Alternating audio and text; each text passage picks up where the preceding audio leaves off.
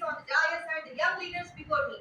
Today I am here representing the code 138. I am standing in front of you with an independent mind, firm belief and fearless voice, presenting my views in against the motion, one nation, one election. The center has reportedly constituted a committee headed by our former President Ramnath Kovind to explore the feasibility of one nation, one election.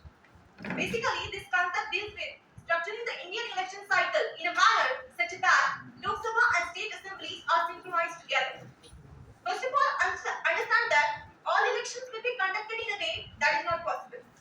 It requires 3 to 4 months of time to occur. When the people are voting for their state legislative, at the same time they have to vote for their central also, or vice versa. Our local government, which was brought by 73rd and 74th Constitution, will these elections also be held along with it? No. But now this trend is going on.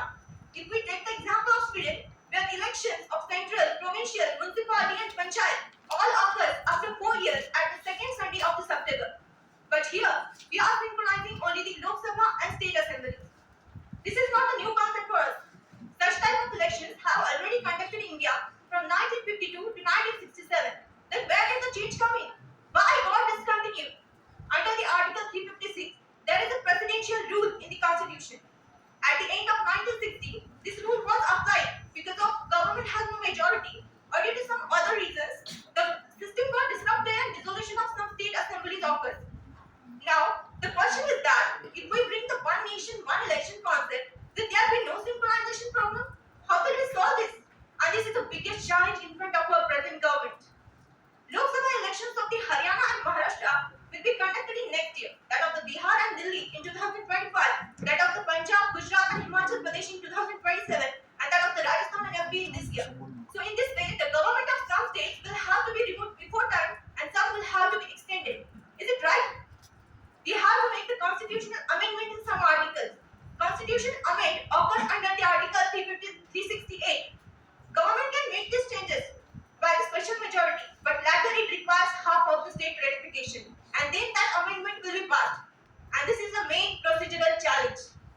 Let's think that what will happen if the central government fails or any state government fails before tenure of 5 years. Let's assume that central and state assemblies are tires of one vehicle. If suppose due to some reason one tire get damaged, it means it is not working in accordance with the constitution machinery. In that scenario, will we depart the other tire also, or will we wait until the other tire get damaged? No, we will change the tire. In the same way, we have to change our government through the elections, and this is also a main challenge in front of the government. Democracy, in which demos means people and cracy it means power to rule. So, in the democracy, people have the power to rule. Our father of nation, great leader Mahatma Gandhi said that his notion of democracy is that in which weakest have the equal opportunities as that of the strongest, and this can never happen except through the non-violence. This is the way towards the socialism. India is a procedural democracy where the people rules but through the elected representatives. And how the representatives are elected? Through the elections. Now, can I draw a simple analogy? More democracy, more elections. No democracy, no elections, and less democracy is equals to less elections. So, this is also a criticism. Let's assume that elections are the test of our representatives, and as much as late frequency the test is, the more they will prepare for it as they get closer to that test.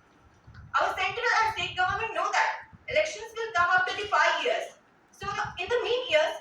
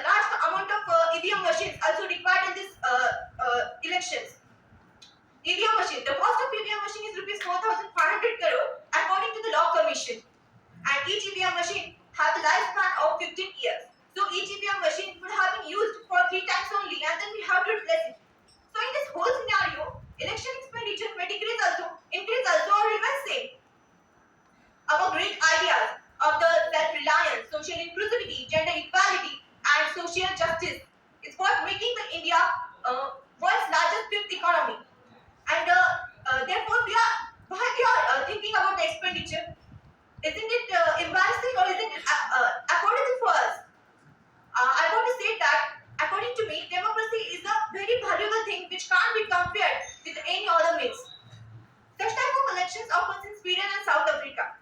But do you know the population of Sweden? How much is it? Only 1.04 crore.